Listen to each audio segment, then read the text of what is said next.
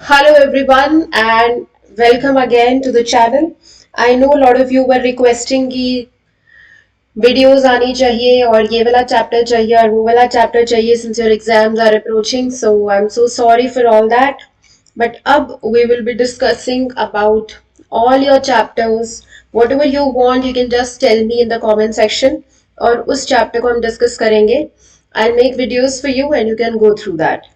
Even if you have doubts, you can just ask me in the comment section or I'll give you my Instagram handle. You can just follow me there and ask your doubts.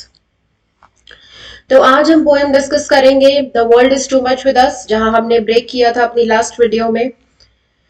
तो इस poem में हम सबसे पहले reference to context की बात करेंगे. जैसा कि आपको अपने एग्जाम्स में लिखना होता है, जैसे ही आपको एक पैराग्राफ मिलेगा पोएम का, you have to give the reference to context and then you have to give the explanation. तो the world is too much with us, let's start this. So the first line says, the world is too much with us, late and soon. Getting and spending, we lay waste our powers. Little we see nature that is ours. We have given our hearts away, a sordid boon. So first of all, in reference to context, आप लिखोगे कि these lines are taken from the poem The World is Too Much With Us. मैंने बहुत simple तरीके से आपके लिए reference to context लिखा है, जिसको आप हर पैराग्राफ में लिख सकते हैं. Written by William Wordsworth. This obviously you have to learn. Next line. The poet says that human beings are materialistic. अभी materialistic क्या है कि हम लोग materialistic चीजों पे पड़े रहते हैं और हम अपनी पूरी जिंदगी वेस्ट कर देते हैं. ठीक है. For example, you want a car or maybe you want anything, whatever is in this world. So that is all materialistic. इसकी explanation देखते हैं.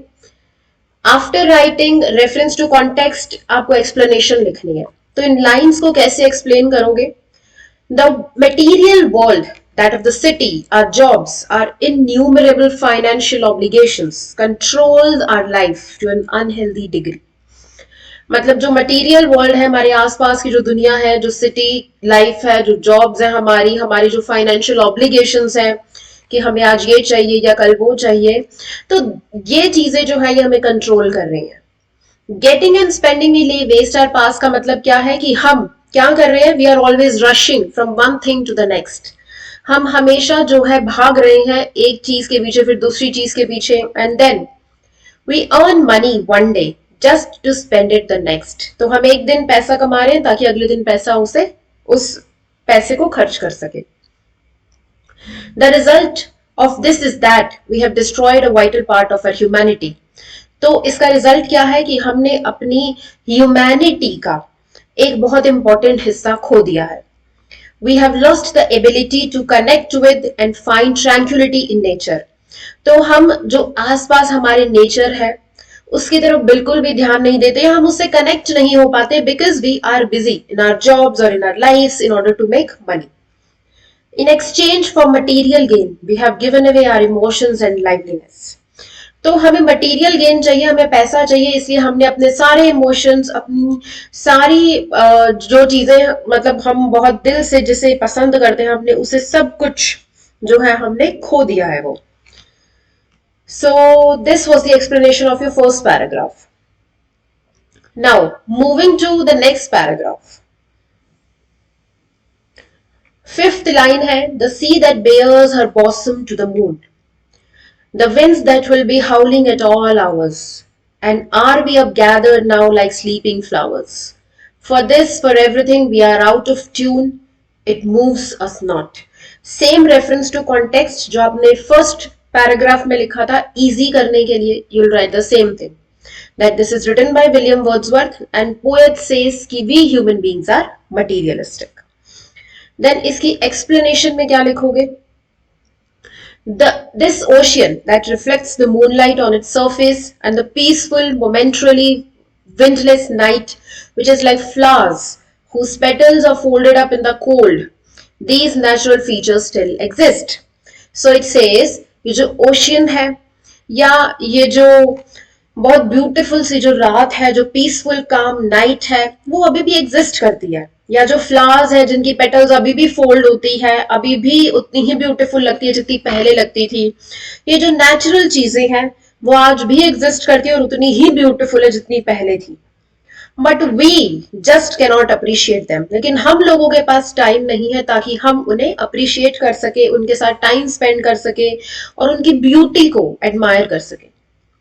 Our lives have nothing to do with the rhythms of the natural world. So हमारी जो life है उसको कुछ नहीं करना है नेचुरल वर्ल्ड के रिदम के साथ. As a result, those rhythms have no emotional impact on us. See how beautiful we feel जब बाहर रेन हो रही है या बहुत अच्छा मौसम होता है, like we feel so nice, right? So it says कि उस रिदम के साथ जो है हमें कनेक्ट करने का टाइम नहीं है, एंड एज अ रिजल्ट उन रिदम का हमारे ऊपर कोई इमोशनल इम्पैक्ट नहीं पड़ता है. मतलब हमारा जब मूड सैड है तो व्हाट इज हैपनिंग इज कि वो और ज्यादा हम जो है डिप्रेस होते जाते हैं. Instead we should do what is, we should actually spend time in nature और we should actually spend time outside so that हमारा मूड फ्रेशन अप हो सके, राइट? जैसे पहले के टाइम में जो लोग थे they just admire the beauty of the nature, और या फिर वो बहुत टाइम स्पेंड करते थे नेचर में तो उनका मूड अच्छा रहता था. तो वही कह रहे हैं वो रिदम जो है लॉस्ट हो चुका है, right? So this was your explanation of line 5 to 8. Then moving further to the 9th line. Great God, I would rather be a pagan suckled in a creed outward.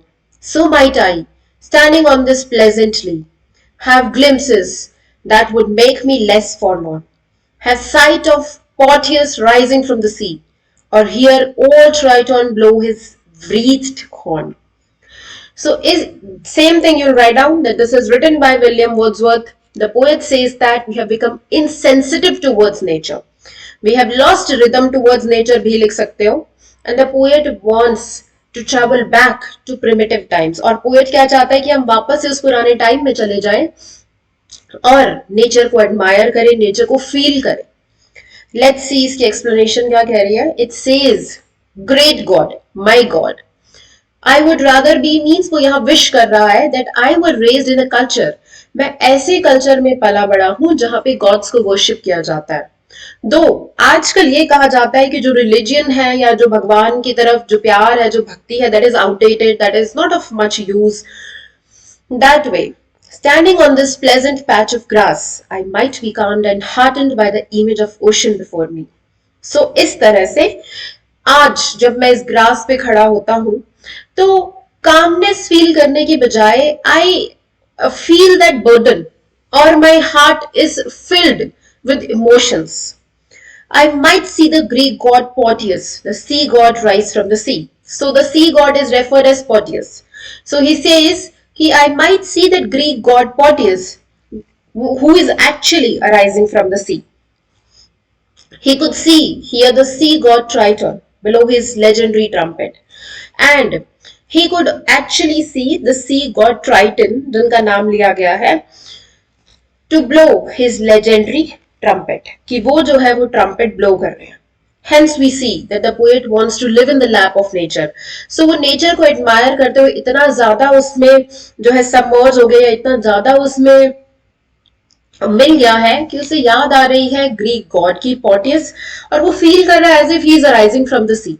And then he is thinking about god Triton as if वो भी appear हो रहे हैं and he is blowing his legendary trumpet.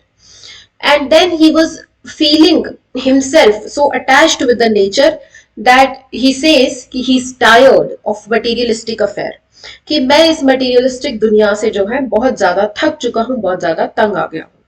So in this poem we learn these 14 lines where the poet is actually admiring nature, और वो सब लोगों को भी ये बोल रहे हैं कि जो नेचर है उसके साथ आपको टाइम स्पेंड करना चाहिए rather than going into all these materialistic affairs. So I guess this was clear to you. If in any case you have any doubts, you can ask me in the comment section, or I'll give you my Insta handle. You can follow there and ask all your doubts.